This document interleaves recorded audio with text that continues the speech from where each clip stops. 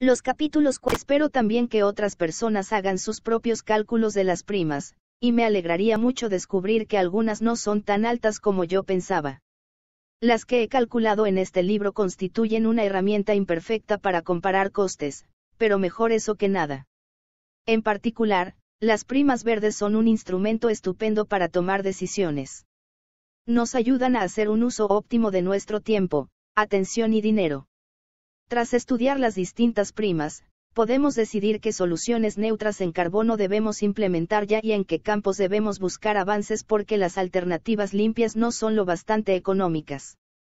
Nos ayudan a responder a preguntas como estas: ¿qué opciones neutras en carbono deberíamos implementar ya?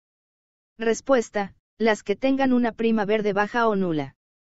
Si no estamos poniendo ya en práctica estas soluciones, es señal de que el coste no es el impedimento. Otro factor, como una política pública caduca o la falta de concienciación, nos impide desplegarlas a gran escala. ¿Hacia dónde debemos orientar los gastos en investigación y desarrollo, las inversiones iniciales y los esfuerzos de nuestros mejores inventores? Respuesta: hacia donde decidamos que nuestras primas verdes son demasiado altas. Es allí donde el coste adicional de la opción neutra en carbono constituirá un obstáculo para la descarbonización y una oportunidad para las nuevas tecnologías, empresas y productos que la hagan asequible. Los países punteros en investigación y desarrollo pueden crear nuevos productos, abaratarlos y exportarlos a los lugares que no pueden pagar las primas actuales. Esto hará innecesarias las discusiones sobre si todos los países están arrimando el hombro para evitar un desastre climático. En cambio, estados y empresas competirán por desarrollar y comercializar las innovaciones asequibles que ayuden al mundo a alcanzar las cero emisiones. Una última ventaja del concepto de primas verdes: puede funcionar como un sistema de medición que nos indique el progreso que hemos hecho en la lucha contra el cambio climático. En este sentido, las primas verdes me recuerdan un problema con el que topamos Melinda y yo cuando empezamos a trabajar en el terreno de la salud global. Los expertos nos informaban de cuántos niños morían al año en todo el mundo, pero no podían decirnos gran cosa acerca de la causa de esas muertes.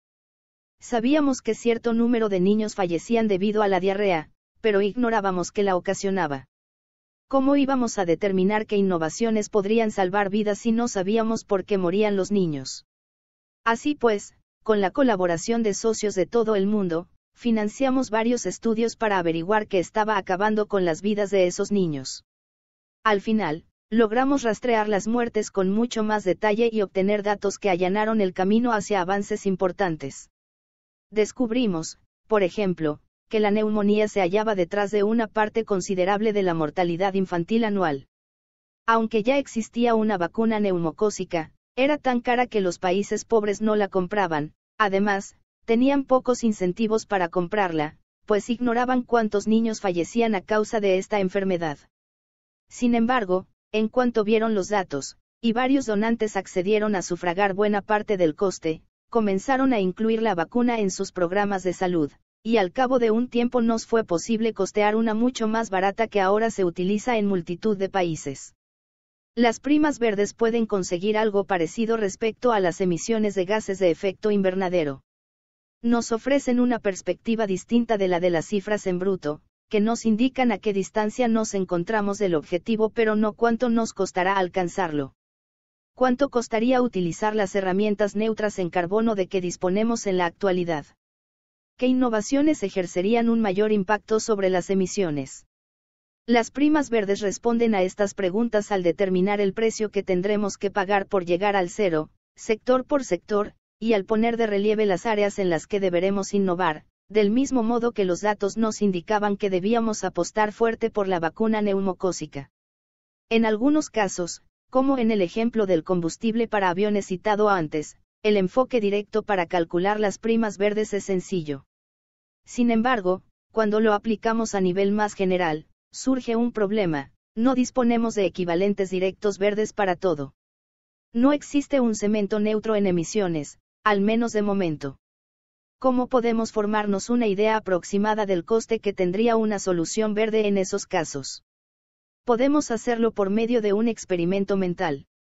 ¿Cuánto costaría retirar todo el carbono de la atmósfera directamente? Esta idea tiene un nombre: se llama captura directa de aire, o DAC, por sus siglas en inglés. En pocas palabras, la DAC consiste en insuflar aire a través de un filtro que absorbe dióxido de carbono, que luego se guarda de forma segura.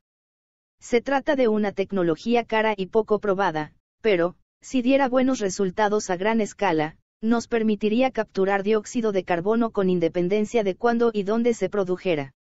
La planta de captura directa que ya está en funcionamiento, en Suiza, absorbe gases que bien podrían haber salido hace 10 años de una termoeléctrica de carbón en Texas. Para calcular cómo de caro saldría este sistema, solo necesitamos dos datos: la cantidad de emisiones mundiales y el coste de absorber emisiones utilizando la DAC. El número de emisiones ya lo conocemos, son 51,000 millones de toneladas al año. En cuanto al coste que supone retirar del aire una tonelada de carbono, la cifra no se ha establecido de manera definitiva, pero es de al menos $200 por tonelada. Creo que es realista esperar que, con un poco de innovación, se reduzca a $100 por tonelada, así que me ceñiré a este número. Lo que nos lleva a la siguiente ecuación: 51,000 millones de toneladas al año x $100 por tonelada igual a 5,1 billones de dólares al año. En otras palabras, la opción de utilizar la DAC para resolver el problema del clima costaría al menos 5,1 billones al año, cada año, mientras continuáramos produciendo emisiones. Eso representa cerca del 6% de la economía mundial. Se trata de una suma estratosférica, aunque, en realidad, esta teórica tecnología DAC saldría mucho más barata que si intentáramos reducir las emisiones paralizando sectores de la economía, como hemos hecho durante la pandemia de la COVID-19. En Estados Unidos, según datos del Rhodium Group, el coste por tonelada para la economía oscilaba entre los $2,600 y los $300. En la Unión Europea, se aproximaba más a los $4,000 por tonelada. Dicho de otro modo, era entre 25 y 40 veces más caro que los $100 por tonelada que esperamos que cueste algún día. Como ya había mencionado, la solución basada en la DAC es solo un experimento mental. En la vida real, la tecnología DAC no está preparada para implementarse en todo el mundo y, aunque lo estuviera, sería un método de lo más ineficiente para resolver el problema del carbono en la atmósfera. No está claro que seamos capaces de almacenar cientos de miles de millones de toneladas de carbono de manera segura. No existe una forma práctica de recaudar 5,1 billones de dólares al año ni de asegurarnos de que todo el mundo pague la parte que le corresponde. Incluso el intento de definir qué parte corresponde en justicia a cada uno provocaría conflictos políticos considerables. Necesitaríamos construir más de 50.000 plantas de captura directa en todo el mundo solo para lidiar con las emisiones que estamos produciendo ahora mismo. Por otro lado, la DAC no funciona con el metano u otros gases de efecto invernadero, solo con el dióxido de carbono. Además, seguramente sería la solución más cara. En muchos casos, saldría más barato acabar con las emisiones de gases de efecto invernadero. Incluso si se consiguiera que la DAC funcionara a escala mundial, y no hay que olvidar que soy un optimista en lo que a la tecnología se refiere, lo más seguro es que no podría desarrollarse ni desplegarse con rapidez suficiente para evitar daños graves al medio ambiente. Por desgracia, no podemos limitarnos a esperar que nos salve una tecnología futura como la DAC. Debemos empezar a salvarnos a nosotros mismos desde este instante. Sugerencia: ten siempre presentes las primas verdes y pregunta si son lo bastante bajas para que puedan pagarlas los países de renta media. Veamos un resumen de las 5 sugerencias. 1. Convertir las toneladas de emisiones en un porcentaje de 51,000 millones. 2. Encontrar soluciones para las 5 actividades que son la causa de esas emisiones: fabricar cosas, consumir energía, cultivar y criar, desplazarse y calentar o enfriar. 3. Kilovatio igual a hogar. Gigavatio igual a ciudad mediana. Cientos de gigavatios igual a país rico y grande. 4. Considerar cuánto espacio será necesario. 5. Tener presentes las primas verdes y averiguar si son asequibles para los países de renta media. 4. ¿Cómo nos conectamos? El 27% de 51,000 millones de toneladas al año mantenemos un idilio con la electricidad, pero la mayoría no lo sabe.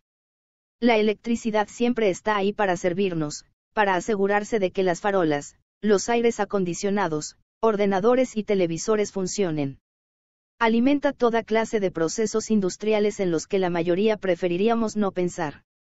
Sin embargo, como ocurre a veces en la vida, no nos damos cuenta de lo que la electricidad significa para nosotros hasta que nos falta. En Estados Unidos, los apagones son tan infrecuentes que la gente recuerda aquel día, hace 10 años, en que se fue la luz y se quedaron atrapados en un ascensor. No siempre he sido consciente de hasta qué punto dependemos de la electricidad, pero a lo largo de los años he ido abriendo los ojos a lo esencial que es. Y valoro de verdad lo que cuesta obrar este milagro.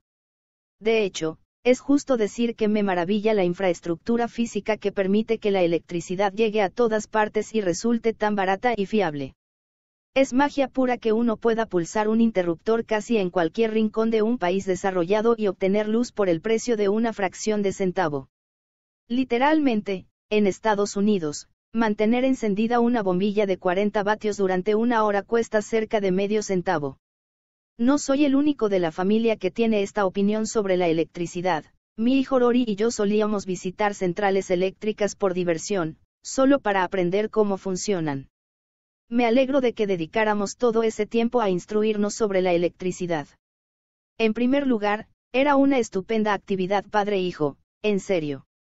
Por otro lado, descubrir una manera de obtener todas las ventajas de la electricidad barata y fiable sin emitir gases de efecto invernadero es el paso más importante que debemos dar para evitar un desastre climático. Esto obedece en parte a que la producción de electricidad contribuye en gran medida al cambio climático y en parte a que, si lográramos generar electricidad neutra en carbono, podríamos utilizarla para descarbonizar muchas otras actividades, como desplazarnos o fabricar cosas. Tendremos que sustituir el carbón, el gas natural o el petróleo por otras fuentes de energía, que en su mayor parte serán de electricidad limpia. Por eso hablaré primero sobre la electricidad, a pesar de que las industrias son responsables de más emisiones. Además, el número de personas con acceso a la electricidad debería ser aún mayor. En el África subsahariana, menos de la mitad de la población cuenta con un suministro fiable de corriente en casa. Y cuando se carece de acceso a la red eléctrica, tareas que parecen sencillas, como recargar el teléfono móvil, se vuelven complicadas y caras. La gente se ve obligada a desplazarse hasta una tienda y pagar 25 centavos o más por enchufar el móvil a una toma de corriente, 100 veces más de lo que pagan quienes viven en países desarrollados. No espero que a todo el mundo le entusiasmen tanto como a mí los transformadores y las redes eléctricas. Hasta yo reconozco que hay que ser un poco friki para escribir una frase como, me maravilla la infraestructura física. Pero creo que si la gente se parara a pensar todo lo que implica prestar este servicio que ahora damos por sentado, lo apreciaría más. Y caería en la cuenta de que nadie quiere renunciar a él. Sean cuales sean los métodos que utilicemos para producir electricidad neutra en carbono en el futuro, tendrán que ser tan fiables y casi tan asequibles como los que usamos en la actualidad. En este capítulo quiero explicar lo que hará falta para seguir obteniendo todo lo que nos gusta de la electricidad, una fuente de energía barata y siempre disponible, y hacerla llegar a más personas, pero sin emisiones de carbono. Para empezar, hay que conocer la historia que nos ha traído aquí y saber hacia dónde nos dirigimos. Teniendo en cuenta lo generalizado que está el acceso a la electricidad hoy en día, es fácil olvidar que no se convirtió en un elemento fundamental en la vida de la mayoría de los estadounidenses hasta bien entrado el siglo XX. Y una de las primeras fuentes importantes de electricidad no fue ninguna de las que nos vienen a la mente en la actualidad, como el carbón, el petróleo o el gas natural. Era el agua, concretamente la energía hidráulica. La energía hidráulica tiene mucho a su favor. Es relativamente barata, pero también grandes inconvenientes. La construcción de un embalse implica el desalojo de comunidades y de la fauna local. Cuando un terreno se cubre de agua, si el suelo contiene mucho carbono, este acaba por convertirse en metano y escapar a la atmósfera. Por eso hay estudios que demuestran que una presa, en función de dónde se halle construida, puede convertirse en un emisor peor que el carbón durante un periodo de entre 50 y 100 años antes de compensar todo el metano que ha liberado. 8. Por otro lado, la cantidad de electricidad que se puede generar en una presa varía según la estación del año, porque depende de los arroyos y ríos, alimentados por las lluvias. Además, por supuesto, la energía hidráulica no es trasladable. Hay que construir las presas donde discurren los cauces. Los combustibles fósiles no tienen esa limitación. Es posible extraer carbón, petróleo o gas natural del subsuelo, trasladarlo hasta una central eléctrica y, una vez allí, quemarlo y aprovechar el calor para llevar agua a ebullición, de modo que el vapor resultante haga girar una turbina que, por su parte, genere electricidad. Debido a todas estas ventajas, cuando la demanda de electricidad en Estados Unidos aumentó mucho después de la Segunda Guerra Mundial, se recurrió a los combustibles fósiles para satisfacerla.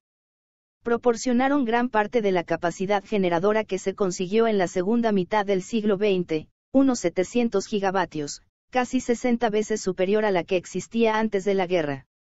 Con el tiempo, el coste de la electricidad ha sufrido un descenso espectacular. Según un estudio, era al menos 200 veces más económica en el año 2000 que en 1900. En la actualidad, Estados Unidos gasta solo un 2% de su PIB en electricidad, una cifra extraordinariamente baja teniendo en cuenta nuestro grado de dependencia de ella. La razón principal de que sea tan barata reside en que los combustibles fósiles también lo son. Se encuentran al alcance de todo el mundo, y hemos desarrollado métodos mejores y más eficientes para extraerlos y transformarlos en electricidad. Además, los gobiernos dedican esfuerzos considerables a mantener los precios bajos y fomentar su producción. Esta práctica existe en Estados Unidos desde los primeros días de la República. El Congreso aprobó el primer arancel proteccionista sobre el carbón importado en 1789. A principios del siglo XIX, conscientes de la importancia de este combustible para el sector ferroviario, algunos estados empezaron a eximirlo de distintos impuestos y a introducir otros incentivos para su producción.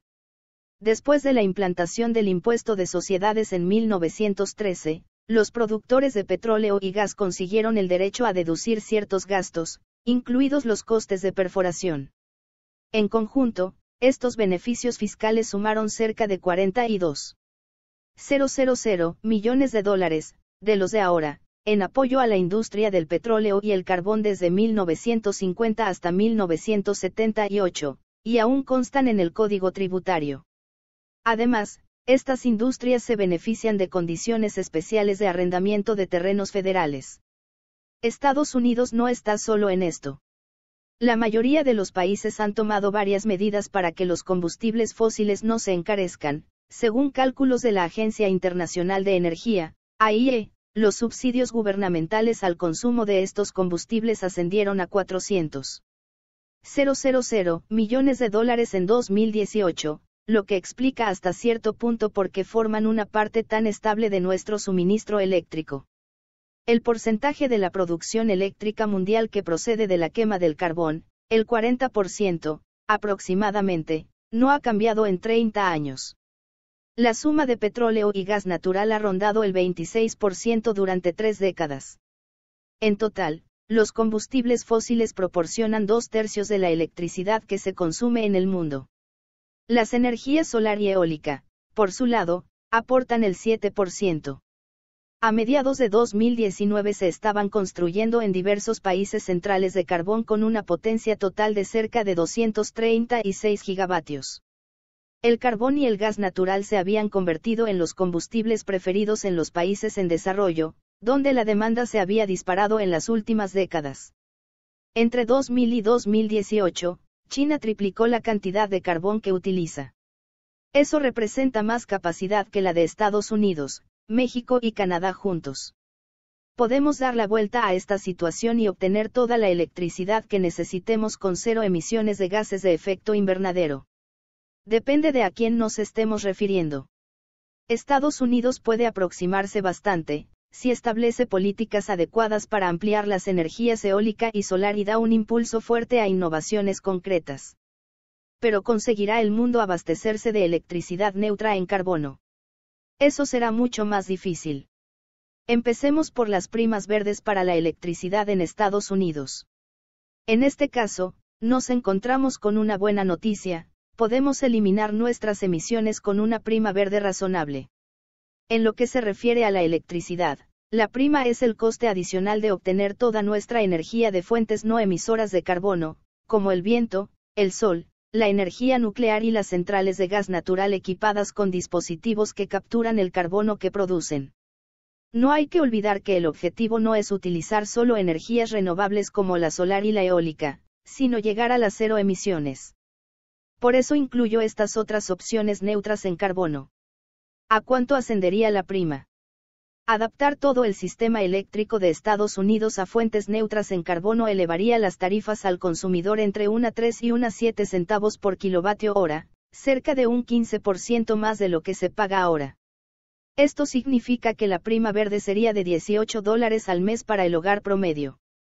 Una cifra más que asequible para la mayoría de la gente, aunque quizá no para los estadounidenses de rentas bajas, que ya gastan una décima parte de sus ingresos en energía.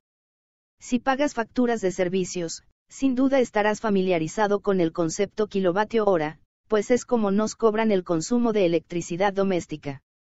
Aún así, por si no lo tienes claro, un kilovatio hora es una unidad de energía que se usa para medir cuánta electricidad se consume en un tiempo determinado.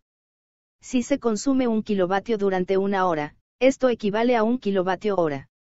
El típico hogar estadounidense gasta 29 kilovatios hora al día. En promedio, teniendo en cuenta todos los tipos de contratos en todos los estados del país, 1 kilovatio hora de electricidad cuesta alrededor de 10 centavos, aunque en algunos lugares supera en más de 3 veces esta cantidad. Es genial que la prima verde pueda llegar a ser tan baja en Estados Unidos.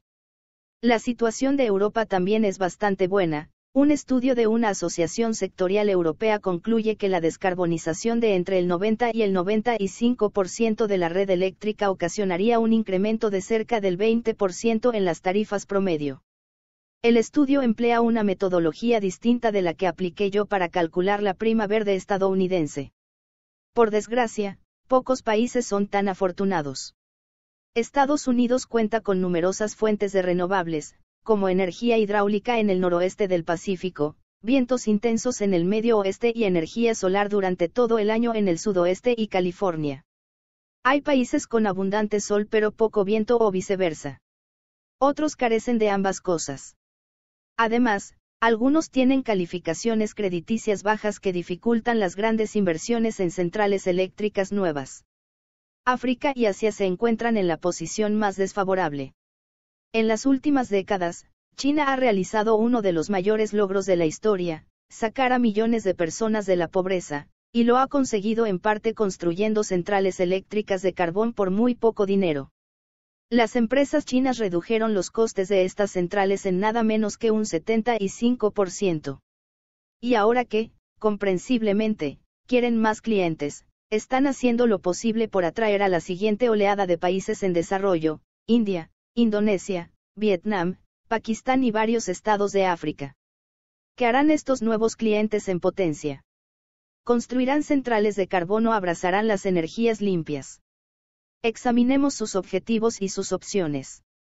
La energía solar a pequeña escala puede ser una alternativa para los habitantes de zonas rurales pobres que necesitan cargar los teléfonos móviles y encender luces por la noche. Sin embargo, este tipo de solución jamás abastecerá a estos países de la enorme cantidad de electricidad barata y siempre disponible que necesitan para dar un impulso enérgico a sus economías. Aspiran a seguir el ejemplo de China y atraer fábricas y servicios de atención telefónica, negocios que requieren mucha más energía de la que pueden proporcionar las renovables a pequeña escala en la actualidad. Si estos estados se inclinan por construir centrales de carbón, como han hecho China y todos los países ricos, será un desastre para el clima. Pero lo cierto es que ahora mismo esta es su opción más económica. La razón de ser de las primas verdes no resulta tan evidente a primera vista. Las centrales de gas natural tienen que continuar comprando combustible mientras permanezcan en funcionamiento. En cambio, ni los parques solares y eólicos ni las hidroeléctricas necesitan combustible. Además, según el tópico, cuando una tecnología se generaliza, se abarata. Entonces, ¿cómo es que las energías verdes conllevan un coste adicional? Uno de los problemas radica en lo baratos que son los combustibles fósiles. Dado que sus precios no tienen en cuenta el coste real del cambio climático, el daño económico que ocasionan al calentar el planeta, las fuentes de energía limpia lo tienen más difícil para competir con ellos. Por añadidura, hemos dedicado muchas décadas a perfeccionar el sistema para extraerlos del suelo, obtener energía de ellos y distribuirla, todo de manera muy barata. Otra razón es que, como he mencionado antes, hay regiones del mundo que sencillamente carecen de recursos renovables suficientes. Para aproximarnos al 100%, tendríamos que transportar la energía limpia desde donde se genera, zonas soleadas, a ser posible cercanas al Ecuador, y regiones ventosas, hasta donde se necesita, lugares nubosos y sin viento. Esto requeriría el tendido de nuevas líneas de transmisión, una labor que consume muchos recursos y tiempo, sobre todo cuando implica el cruce de fronteras, y cuantas más líneas se instalan, más sube el precio de la electricidad. De hecho, la transmisión y la distribución son responsables de más de una tercera parte del precio final de la luz. Muchos países no quieren depender de otros para el suministro eléctrico. A pesar de todo, el bajo coste del petróleo y el elevado coste de las líneas de transmisión no son el principal factor que encarece la prima verde de la electricidad. Las mayores culpables son nuestra exigencia de fiabilidad y la maldición de la intermitencia. El sol y el viento son fuentes intermitentes, lo que significa que no generan electricidad las 24 horas del día 365 días al año. En cambio, nuestra necesidad de energía no es intermitente. Queremos disponer de ella en todo momento. Así pues, si la solar y la eólica constituyen una parte considerable de nuestro cóctel eléctrico y queremos evitar apagones importantes, necesitaremos otras opciones para cuando el sol no brille y el viento no sople. O bien almacenamos la electricidad sobrante en baterías, lo que, tal como argumentaré en breve, tendría un coste prohibitivo, o bien incorporamos otras fuentes de energía basadas en combustibles fósiles, como centrales de gas natural que funcionen solo cuando sea necesario. La economía no es favorable a ninguna de las dos opciones. A medida que nos acerquemos a una electricidad 100% limpia, la intermitencia se convertirá en un problema más grave y caro. El ejemplo más claro de intermitencia es cuando se pone el sol y se interrumpe el suministro de electricidad generada por energía solar. Supongamos que, para solucionar este problema, almacenamos 1 kWh sobrante de la electricidad producida durante el día para utilizarlo durante la noche. Haría falta mucho más que eso, pero he elegido 1 kWh para simplificar las cuentas. ¿Cuánto inflaría la factura de la luz? Depende de dos factores, el coste de la batería y el tiempo que ésta dure antes de que tengamos que cambiarla. Por lo que respecta al coste, imaginemos que podemos comprar una batería de 1 kWh por $100, es un cálculo conservador, y por el momento dejo de lado la posibilidad de que haya que pedir un préstamo para adquirirla. En cuanto a la vida útil de la batería, supongamos que soporta hasta 1000 ciclos de carga y descarga. Así pues, el coste de capital de esta batería de 1 kWh es de $100 repartidos entre 1000 ciclos, lo que se traduce en 10 centavos por kWh. Esto hay que sumarlo al coste que conlleva generar la corriente, que, en el caso de la energía solar, es de algo así como 5 centavos por kWh. En otras palabras, tendríamos que pagar por la electricidad almacenada para su uso nocturno el triple de lo que pagamos por la que utilizamos durante el día, los 5 centavos que cuesta generarla más 10 de almacenamiento, lo que da un total de 15 centavos. Conozco investigadores que creen que pueden desarrollar una batería que dure 5 veces más que la que he descrito. Aún no lo han conseguido, pero, si están en lo cierto, reduciría el sobrecoste de 10 a 2 centavos,